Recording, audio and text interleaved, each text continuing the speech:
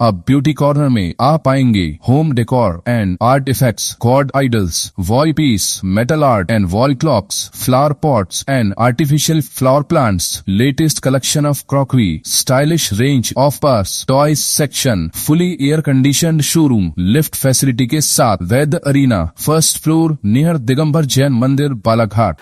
Cyber ठगी के मामलों से आम लोग न सिर्फ अपने जीवन भर की जमा पूंजी गंवा रहे हैं, बल्कि धोखाधड़ी के इन नए तरीकों में पीड़ितों पर ही अपराध का मामला दर्ज होने की नौबत आने लगी है। ताजा मामला किरणापुर क्षेत्र के एक किसान के साथ सामने आया है। यहाँ साइबर ठगों ने किसान के बैंक खाते में रकम डाली और इसके बाद खाते से उनकी जमा पूंजी के साथ वह राशि भी निकाल ली। इसके बाद किसान को ही दूसरे व्यक्ति के खाते से गलत तरीके से पैसे निकालने का आरोपी बताते हुए यूपी के लखनऊ स्थित गोसाईगंज थाने में मामला दर्ज कर लिया गया। इस कार्रवाई के बाद किसान पूरी तरह से अभी परेशान है। उनका कहना है कि ठगी का शिकार होने के बावजूद उन्हें ही दोषी बना दिया गया। पीड़ित किसान ने पूरे मामले की शिकायत साइबर शाखा और पुलिस अधीक्षक कार्यालय में की है। घटना किरणापुर क्षेत्र के ग्राम चिकला के किसान लक्ष्मण पिता सोमाजी बम्बोरे के साथ हुई।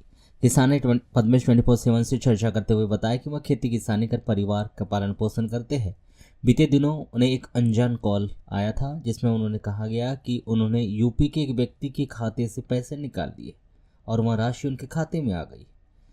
फोन आने के बाद लक्ष्मण बम्बोरे ने अपना बैंक खाता चेक किया तो पाया कि 70,000 रुपये अलग अलग किस्तों में उनके खाते में आए थे, लेकिन अगले ही दिन उनकी अपनी जमा पूंजी 17,000 रुपये सहित कुल 70,000 रुपये भी खाते से निकाल लिए गए।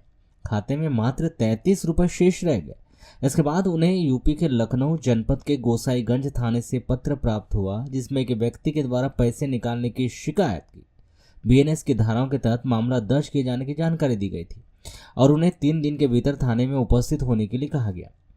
पीड़ित किसान के अनुसार असल में वह स्वयं साइबर ठगी का शिकार है, लेकिन उन्हें ही आरोपी बना दिया गया। लक्ष्मण बम्बोरे ने इस पूरे मामले की शिकायत साइबर सेल 1930 पर कॉल कर पुलिस अधीक्षक कार्यालय में भी शिकायत की।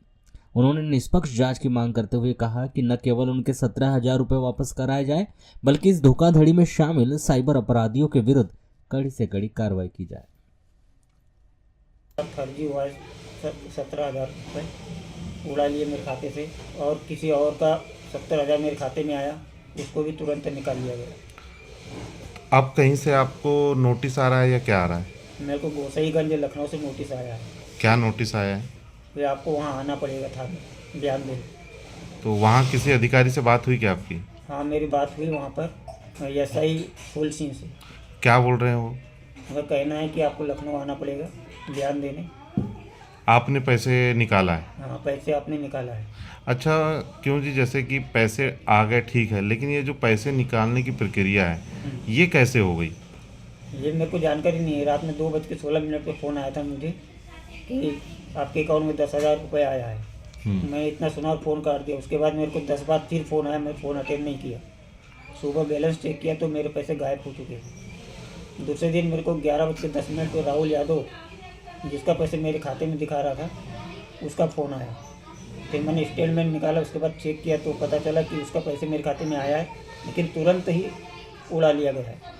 आपने उनको बताया नहीं कि मेरे साथ ऐसी ऐसी भी घटना हुई, मेरे भी पैसे गए हैं? बताया मैंने उनको पहले कि मेरे 17,000 उड़े हैं, आपके पैसे मेरे खाते में नहीं आ सकते। तो उन्होंने बोला कि नहीं आया है। उसके बाद मैं स्टेटमेंट निकाला। तो स्टेटमेंट में फिर पाया गया? स्टेटमेंट में दिखाया मेरे को 70,000 रुपये आए थे। आया भी और तुरंत गया भी। तो